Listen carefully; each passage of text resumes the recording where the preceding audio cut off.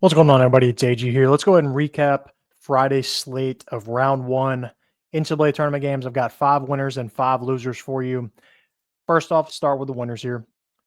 First off, winners, these are in no particular order. Duke and Florida, the 1 seeds, pretty dominant today. No threat at all in those games for the 16 seeds to really bounce and play with any of them. Really, the only 1 seed at all that struggled even Thursday was Auburn. Somewhat other than that, though, Duke and Florida both looked the part. Cooper Flagg looks healthy. Florida looks like a legitimate chance to make the Final Four. Number 2, Maryland. They impressed me. I thought Grand Canyon might actually be able to give them a run. Grand Canyon upset St. Mary's last year, kind of played with Alabama in round 2, but Maryland, their starting 5 is legit.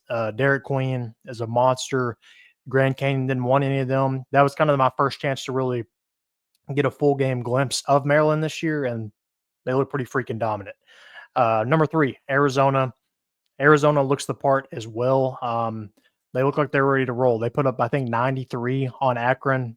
They can run. They can score. Now, they've had trouble in the past with Tommy Lloyd getting to the Final Four and getting far in the tournament, but this team looks like they have a legitimate chance. The Mountain West bounced back nice from yesterday. Yesterday did not look good. Utah State, San Diego State both got pounded the past couple days. But Colorado State beats Memphis.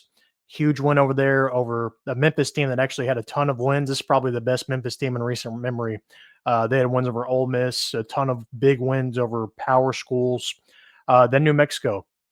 They beat a pretty good Marquette team. They kind of shut down Cam Jones, which has done pretty good in the tournament in the past. Beat Shaka Smart, the coach that's been here before with VCU in Texas, and Marquette. Big day for the Mountain West. They look good. Big Ten, night slate of games. Michigan State struggles a little bit with Bryant, but they end up separating at the end. Michigan State gets a win, but really Illinois and Oregon is who I want to talk about. Illinois beats Xavier pretty big. Then Oregon absolutely dominates Liberty. Dana Altman, he's going to get the first round win. He doesn't lose those. We'll see kind of what their ceiling is. Big Ten still has a lot of teams left with a chance to make the Sweet 16. We'll see what happens. All right, now for the losers. Got 5 here. Number 1, upsets. Not really any upsets today. I know there were some lower seed wins in terms of like Colorado State, but they were favored.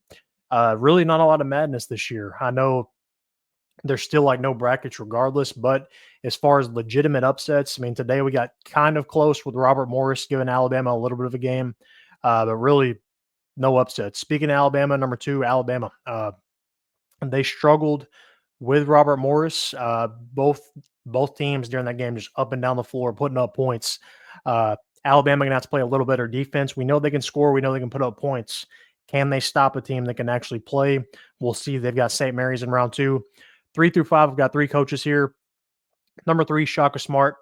Since his run at VCU, he really hasn't done much in the tournament, whether it's at Texas, whether it's here. I saw some rumors throwing him around with the USF job, the South Florida job. I don't know why he would necessarily take that step back unless they're trying to get rid of him.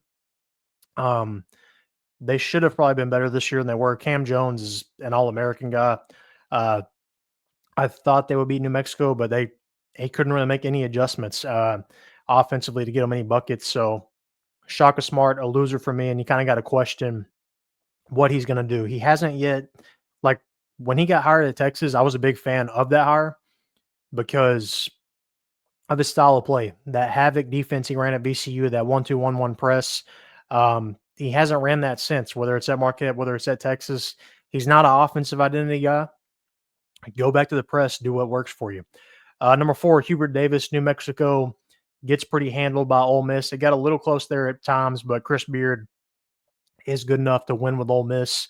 Hubert Davis, do you make a change here before North Carolina loses its luster, before they kind of move too far down the totem pole?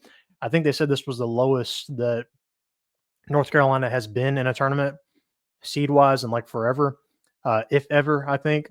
So some serious questions about Hubert Davis. If you can't win with this roster, RJ Davis couldn't save you. What the heck are you going to do now? And then number 5, Penny Hardaway. This was Memphis's best team I thought that he has had, and they kind of got screwed. They lose their starting point guard, which has a lot of experience in the tournament, and Tyrese Hunter. whether it's with Iowa State or Texas. Close loss against Colorado State. Dane Danger played good, but PJ Haggerty couldn't really get anything going. Penny Hardaway, are there some questions there about what he can do in the tournament? I think he only has one win in the tournament. I mean, I don't know necessarily what Memphis' ceiling is, but you backtrack to like Calipari.